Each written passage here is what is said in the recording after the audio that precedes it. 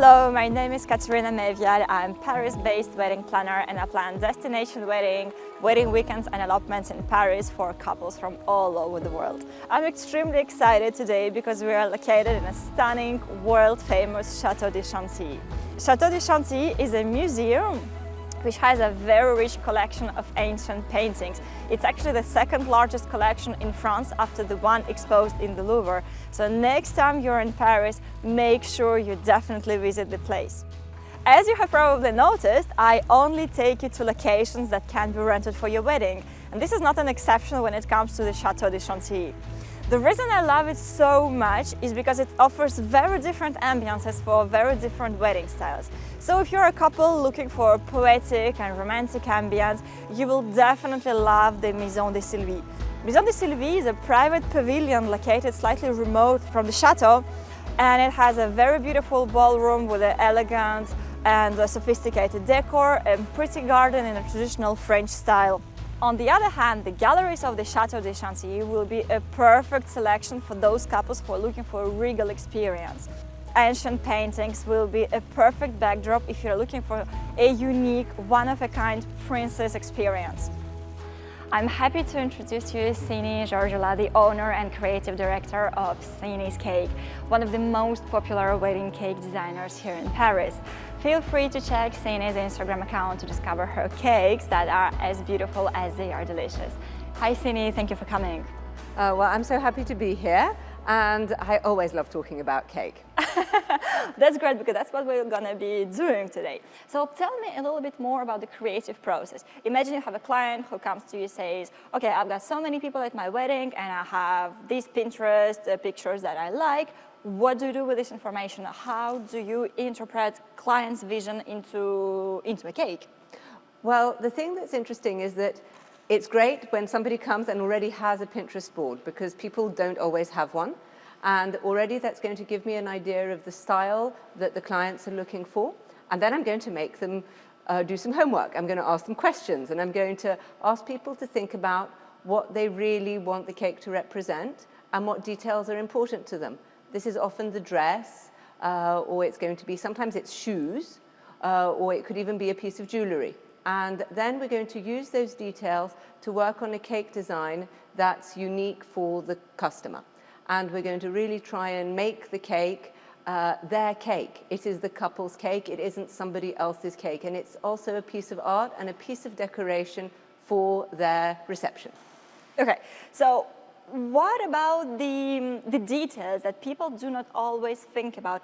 What are the things that are important to take into consideration when you choose a design, and the flavor as well? What are the nuances that people are not always aware about? I think that when people come and talk about wedding cakes, is that sometimes they just either think of design or they think of flavor. And it's true that it's two different things, but the two are part of one item, and it is something that people are going to be eating.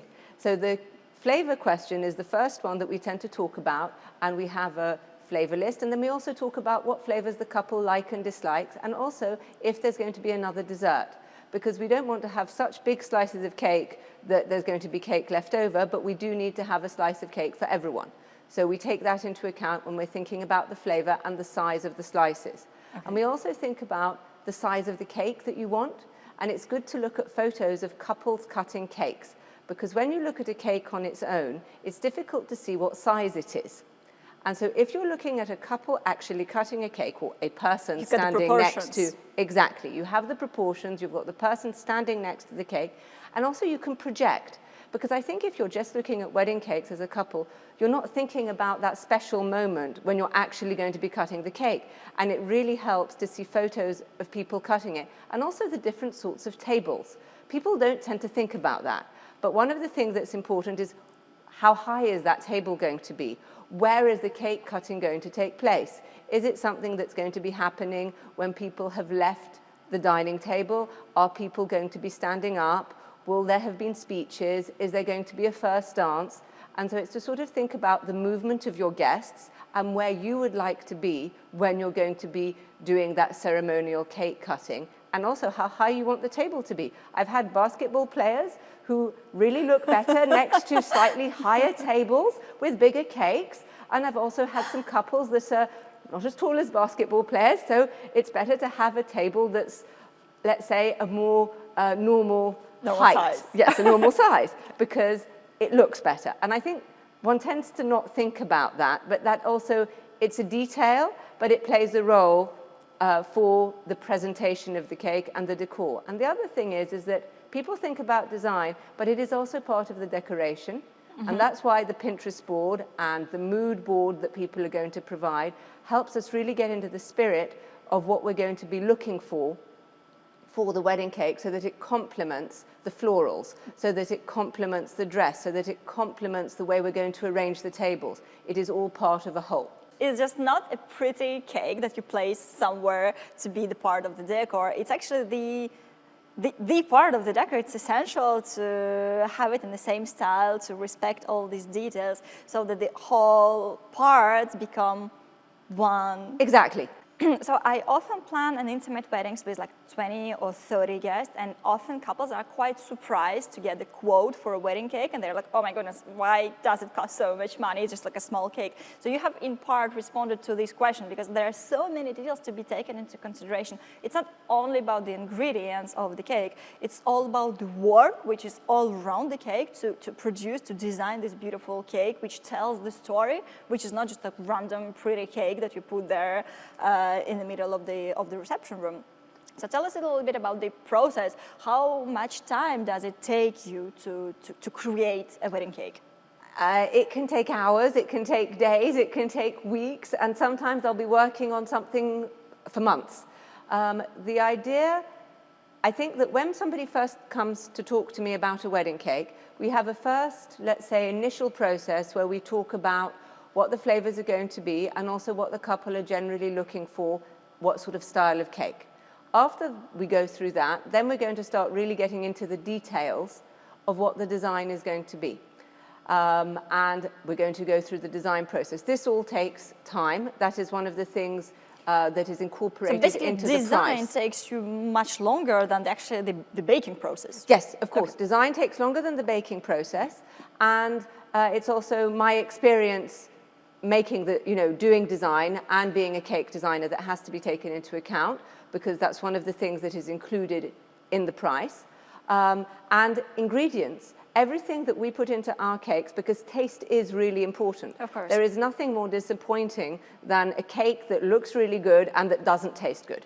And it's like you get the emotional Russian mountains. We're like, oh my goodness, it's so gorgeous, it's so beautiful. I can't wait to eat the dessert. I can't wait to eat the cake. And then you taste it and it's like, oh, okay. Yeah, exactly. Can I have champagne, please? Yes, and you don't want that. It has to be something that tastes as good as it looks. And Definitely. Good ingredients are expensive. And we buy the best butter from Normandy, and it's free-range eggs, because happy chickens that have been running around lay eggs that taste better, and we use seasonal fruit. And all of the purees and the lemon curd and all of the elements that go into the actual taste of the cake, we make them. It isn't somebody else that's made them. It isn't something that I've bought. It's that we make them. You make everything in-house. Yes, everything is made in-house, and that makes a real difference to the taste. So there is, first of all, there's that's going to be included in the price. There is the whole design process, creating this design, and then it's decoration time. Because a lot of the time people don't realize how long it takes to create flowers, to create decorations that go on the cake, or just making a colored cake. A colored cake, just mixing the color, can take 2 or 3 hours. Okay. That's just to color the cake, without even talking about flowers made out of sugar or flowers made out of rice paper, which are extremely time-consuming. They're quite labor-intensive. So that is the other part of the, let's say, you have the design work, and then you have the decoration time. And one mustn't forget delivery. Because delivery is sometimes perhaps the most stressful part of the job. Of course, that is very delicate, sensitive cake ready in your car, and like, I don't know, there's a traffic, it's too hot, it's too cold. It's, and you see sometimes the venue is going to be up a hill, there won't be tarmac, it's going to be a terrible road with holes in it. But no one tells you about it. You have to discover it on the day. So, and I ask these questions. I ask people. Sometimes people forget to tell you, but I ask because sometimes people don't know. They don't know, exactly. They don't know because they've never been there or they don't know what the road is going to be like. And this is why we always deliver the cake. I deliver the cake or my assistant delivers the cake. We're going to be, my team is on site to deliver the cake. It isn't a delivery person who's just going to put the cake down. We're going to be there to make sure that the cake arrives in one piece, that the cake has been kept cold. If it's a really big cake, we're going to put the cake together on site. Okay. So, because we're not going to risk transporting it in one piece, it might Because it becomes too fragile. Yes, we might bring it in 2 or 3 pieces, and then once we're on site, we'll do the finishing touches on site, and then we'll make sure we talk to the caterer, and we're going to explain to the caterer how many slices there are, how to cut the cake. Where are the fake levels? Exactly. If some cake needs to be set aside for the couple in a separate box, if any of the elements need to be saved for the couple afterwards, like some of the flowers perhaps, we go through all of this. All of those steps, spending the time on site, that's also included in the price. Okay, so tell us a little bit about the degustation process. Like imagine you have a couple who plans a destination wedding and they do not necessarily have a chance to come to Paris before, or even if they do, how do you organize degustation? How many flavors a couple can try? How do you actually define flavors? Because you tell me what flavors do you want for your wedding cake. I have no idea. That's normal, but this is why we have a flavor list that's actually quite long, and it's full of suggestions of things that I think go well together. Work together. And it's sort of divided into our signature flavors, which might be a little bit more, I don't know. Extravagant? Yes, champagne and berries, or the one we're going to be tasting today, which is rose, lemon and almond, or perhaps cardamom and apricot. So, and they'll have different... So they're very particular. This is not a traditional wedding cake flavor that you would expect. So those are our signature flavors. We also have all of the classic flavors like vanilla, like lemon, like vanilla and raspberry, like strawberry, even chocolate. Chocolate is less chosen for weddings unless it's a winter wedding because it is so much richer. Yes. But if you're having a winter wedding and you really love chocolate, but sometimes if you really love chocolate, you want chocolate in the summer too. So, I mean, it's chocolate lovers have to have chocolate cake. If they want chocolate cake, we will make chocolate cake. I mean, I think the thing to remember is that the list is a suggestion. Sometimes there's going to be, I send out the list, couples are going to then say, oh, there are 1 or 2 flavors that really jump out at them, and they're going to say, oh, we really like the sound of that one, and we really like the sound of this one. And then I'm going to ask them, what are the sort of flavors they generally like and what they don't like? What people don't like is almost as important or even more important as what they do like for me to make suggestions. Because you might love raspberries but hate strawberries. Or somebody will tell me, I really don't like caramel but I love almonds, and we have a cake that's with almonds. And then what we're going to do is that we'll discuss what they like and what they don't like, and if they don't find exactly what they're looking for on the flavor list, is I'll make suggestions to make a cake that is their cake, because it's their cake inside and out. And they can choose whatever flavor they like for the inside. And a wedding cake really, as we'll look when we taste it, it looks like a sandwich.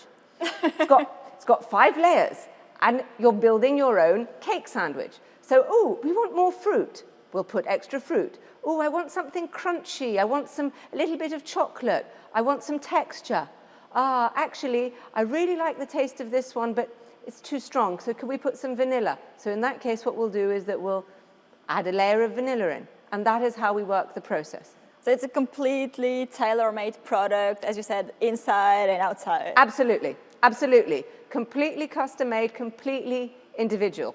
Okay. And ideally, I love clients to taste the cakes, but sometimes it's not possible. It's what you were saying. Sometimes it's not possible. In which case, we often try to do a video call, and then we talk about what they like and what they don't like and what sort of desserts they like. Because if they're going to a restaurant, what are they going to choose for dessert? Or at home, what is the favorite dessert that they love when they're having a birthday?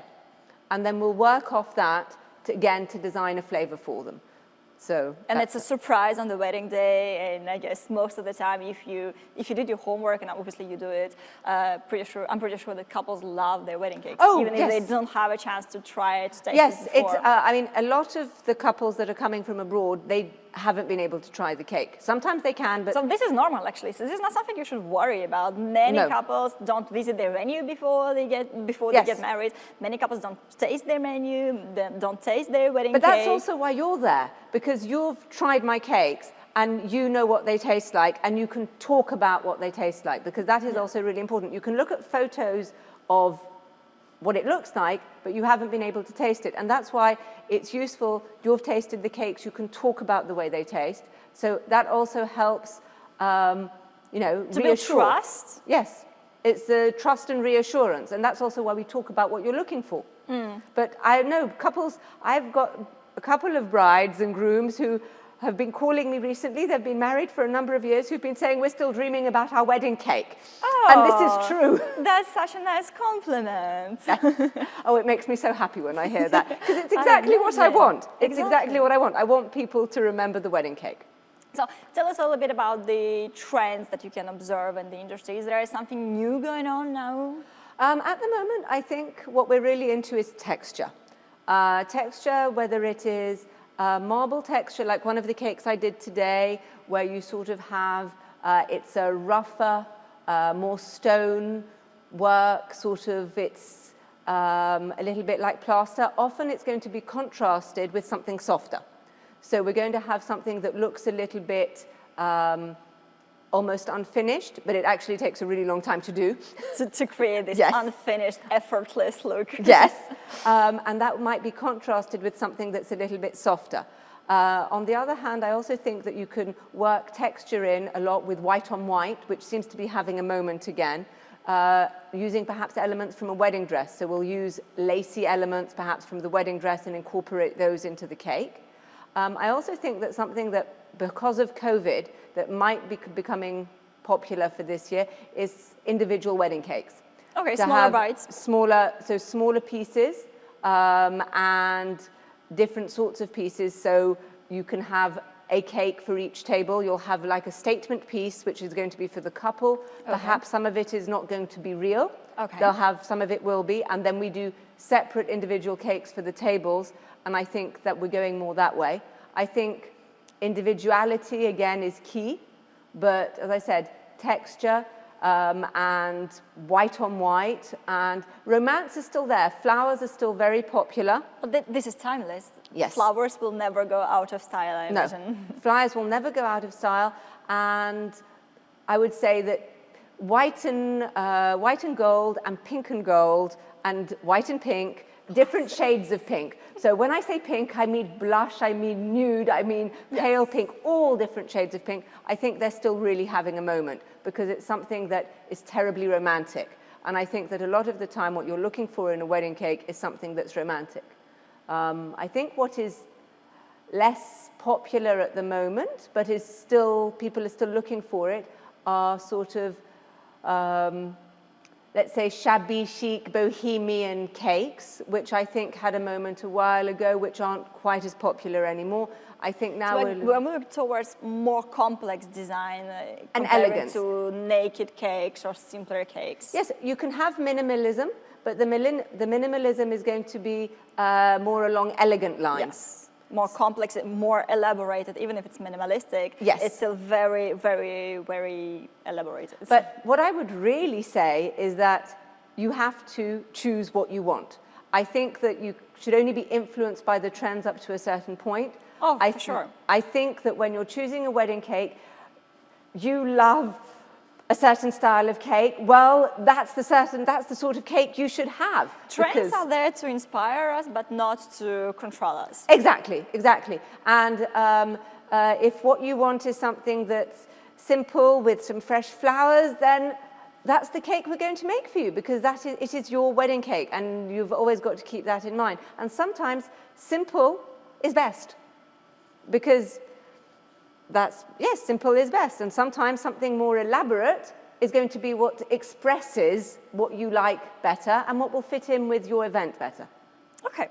So what can you recommend to a couple who is in the process of choosing their wedding cake designer? What are the things the person should be looking at? When they're choosing a cake designer, I think that you need to feel comfortable with them, if I've understood the question correctly. And I think that you need to have a look at the style, look at their Instagram. That's usually a good place to start. See if the style of cake suits you. Then they can usually personalize it for you, but see if that sort of aesthetic suits you. Have a look at their Instagram, have a look at their Pinterest, and then when you're talking to them, see what their approach is to the design and see if that design suits you.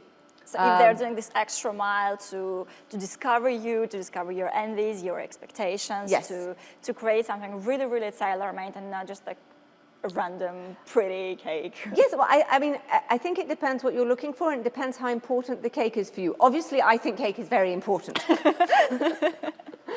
I think that one of the things that one remembers when one goes to a wedding is you think of the flowers, you think of the dress, you think of the venue, and you think of the cake.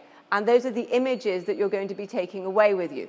So I think have a look and see if that cake designer's aesthetic is in your direction, and then see if you think they understand you. Because I think the thing is to see if they're on the same wavelength. Because sometimes you want something different, but you like what they do. So you can say, this is what I've been thinking of, but I've been looking at what you do.